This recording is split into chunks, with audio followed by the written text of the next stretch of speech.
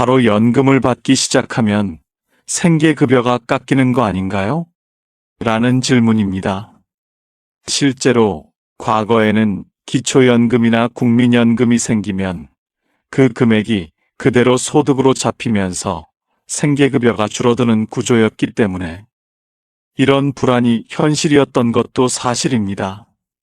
하지만 최근 제도 개편과 함께 이 계산 방식이 어떻게 작동하는지 정확히 이해하면 무조건 깎인다고 단정할 필요는 없습니다. 오늘 영상에서는 연금과 생계급여의 관계, 5가지 주요 조합별 계산 방식, 그리고 최종 수령액을 어떻게 봐야 하는지 완벽하게 설명드리겠습니다. 지금 바로 구독 버튼을 눌러주세요. 복지 계산 구조는 매년 조금씩 바뀌기 때문에 구독해두시면 중요한 변화를 놓치지 않고 계속 받아보실 수 있습니다. 좋아요도 꾹 눌러주시면 이 정보가 같은 고민을 하는 다른 분들께도 전달됩니다. 생계급여와 기초연금의 관계를 이해하려면 먼저 소득인정액 구조부터 봐야 합니다. 생계급여는 기준 중위소득에서 가구의 소득인정액을 뺀 부족분을 보충하는 방식입니다. 쉽게 말하면 정부가 정한 최소 생활비에서 여러분이 가진 소득을 빼고 모자란 만큼 채워주는 겁니다. 여기서 기초연금은 전액이 아니라 일부만 소득으로 반영되고 가구 형태와 다른 소득 유무에 따라 실제 영향은 달라집니다. 그래서 연금을 받는다는 사실 하나만으로 결과를 예측하기는 어렵습니다. 많이 헷갈리는 조합이 바로 기초연금만 있는 경우입니다. 근로소득이나 다른 소득이 거의 없는 상태에서 기초연금만 받는다면 생계급여는 연금 전액만큼 바로 줄어드는 구조가 아닙니다. 일정 부분 공제와 조정이 들어가고 기준선과의 차이에 따라 실제 감소폭은 제한적으로 나타나는 경우가 많습니다. 그래서 연금이 생겼다고 해서 생활이 곧바로 불리해진다고 보기는 어렵습니다. 여기서 재미있는 비유를 하나 해드리겠습니다. 예전 복지제도는 저울처럼 한쪽이 올라가면 다른 쪽이 똑같이 내려가는 구조였습니다. 하지만 요즘은 완충장치가 있는 시소 같아서 한쪽이 올라가도 다른 쪽은 천천히 조금만 내려가는 방식으로 바뀌고 있습니다. 국민연금과 기초연금을 함께 받는 경우는 조금 더 복잡합니다. 국민연금은 소득 성격이 강하기 때문에 소득 인정액에 미치는 영향이 더 큽니다. 하지만 이 경우에도 기초연금과 국민연금이 각각 어떻게 반영되는지를 나눠서 봐야 하고 가구 전체 소득 구조를 함께 고려해야 합니다. 연금이 2개라고 해서 무조건 생계급여가 크게 줄어드는 것은 아닙니다. 실제로 국민연금을 받기 시작하면 생계급여가 눈에 띄게 줄어드는 사례도 존재하지만 중요한 건 국민연금 전액이 생계급여 삭감으로 직결되는 것이 아니라는 점입니다. 생계급여는 어디까지나 기준선과의 차이를 보충하는 제도이기 때문에 국민연금이 늘어난 만큼 생계급여가 줄어들더라도 최종 합산 금액은 이전보다 늘어나는 구조가 기본입니다. 문제는 늘어난 폭이 기대보다 작게 느껴진다는 데 있습니다. 또 하나 중요한 조합은 부부 가구입니다. 부부가 함께 기초연금을 받는 경우 생계급여 계산은 개인이 아니라 가구 단위로 이루어집니다. 그래서 한 분만 연금을 받는 경우와 2분 모두 받는 경우의 결과가 다르게 나옵니다. 예를 들어 한 분만 기초연금을 받는다면 그 연금은 가구 소득으로 합산되지만 2분이 각각 받는 경우에는 공제 구조와 기준선이 함께 움직이면서 결과가 달라집니다. 이 차이를 모르고 단순 비교하면 괜히 불리하다고 느끼는 경우가 생깁니다. 부부 가구에서는 반드시 가구 전체 기준으로 최종 합산 금액을 봐야 합니다. 세 번째 조합은 기초연금과 소액근로소득이 함께 있는 경우입니다. 이 조합은 최근 들어 가장 많이 질문이 나오는 유형입니다. 예전에는 소액근로소득이 있어도 생계급여가 빠르게 줄어들어 일을 할수록 손해라는 인식이 강했지만, 최근에는 근로소득 공제와 완충 구간이 함께 작동하면서 계산 구조가 조금씩 달라지고 있습니다.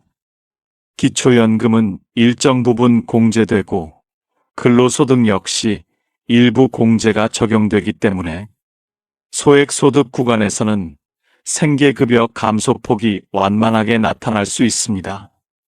이 경우 최종 수령액은 연금과 급여와 근로소득을 합친 구조로 판단해야 합니다. 다섯 번째는 장애인 연금이나 활동지원과 함께 생계급여와 기초연금이 얽힌 경우입니다. 이 조합은 가장 복잡하지만 동시에 최근 변화에 영향을 많이 받는 구조입니다.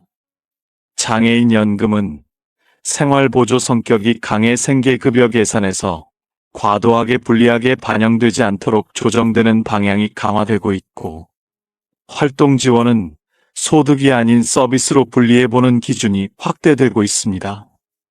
이로 인해 과거에는 하나를 받으면 다른 하나가 크게 줄어들던 구조가 점점 완화되고 있습니다. 여기서 꼭 짚고 넘어가야 할 점은 생계급여는 고정금액이 아니라는 사실입니다. 연금이 생기면 생계급여가 조정되기는 하지만 동시에 전체 가구 소득이 늘어나기 때문에 생활이 무너지는 구조는 아닙니다.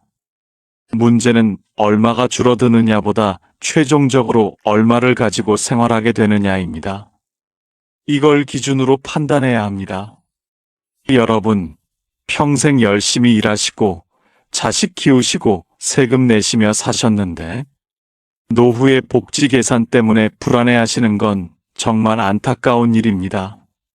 하지만 제도를 정확히 이해하시면 그 불안을 많이 덜 수 있습니다. 최근에는 기초연금 감액 구조와 생계급여 계산 방식이 함께 조정되면서 연금이 생겼다고 해서 자동으로 큰 불이익이 발생하는 구조는 점점 완화되고 있습니다. 특히 경계선에 있던 가구에서는 예전과 다른 결과가 나올 가능성도 커지고 있습니다. 그래서 과거 경험만으로 지금도 똑같을 거라고 단정하는 건 위험할 수 있습니다. 여기서 반드시 강조하고 싶은 핵심이 있습니다. 생계급여는 연금 때문에 깎이는 제도가 아니라 기준선을 맞추는 제도라는 점입니다. 연금이 생기면 생계급여가 조정되기는 하지만 그 목적은 전체 소득을 일정 수준으로 맞추는 데 있습니다. 그래서 중요한 건 생계급여가 줄었느냐가 아니라 연금과 급여를 합쳐 최종적으로 얼마를 가지고 생활하느냐입니다. 이 관점을 놓치면 계속 손해만 보는 느낌에 갇히게 됩니다. 또 하나 중요한 포인트는 시점입니다. 연금이 새로 생기거나 금액이 변하면 생계급여는 즉시 고정되는 것이 아니라 재산정 과정을 거칩니다. 이 과정에서 일시적으로 헷갈리는 안내를 받거나 금액 변동이 생길 수 있지만 장기적으로는 기준선에 맞춰 조정됩니다. 그래서 단기 변화만 보고 성급하게 판단하면 불필요한 불안을 키울 수 있습니다. 최근 제도 변화의 공통된 방향은 연금이나 소득이 생겼다고 해서 즉각적인 불이익이 발생하지 않도록 완충 장치를 넓히는 것입니다. 특히 경계선에 있는 가구에서는 예전과 전혀 다른 결과가 나올 수 있기 때문에 과거 경험만으로 지금도 똑같을 거라고 단정하는 건 위험합니다. 정리하면 연금 때문에 생계급여가 깎일까라는 질문에는 이렇게 답하셔야 합니다. 깎일 수는 있지만 그만큼 연금이 더해지기 때문에 최종 수령 구조를 봐야 하고 조합에 따라 결과는 완전히 다르다는 것입니다. 기초연금만 있는 경우, 국민연금과 함께 있는 경우, 부부 가구인지 단독 가구인지, 장애 관련 급여가 있는지에 따라 계산 방식은 달라집니다. 그래서 하나의 사례를 전체에 적용하면 반드시 오해가 생깁니다.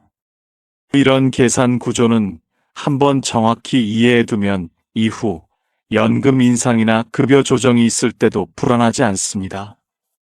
구독을 꼭 눌러두셔야 기초연금, 생계급여, 주거급여처럼 서로 얽힌 복지, 계산 변화를 앞으로도 계속 한 흐름으로 받아보실 수 있습니다.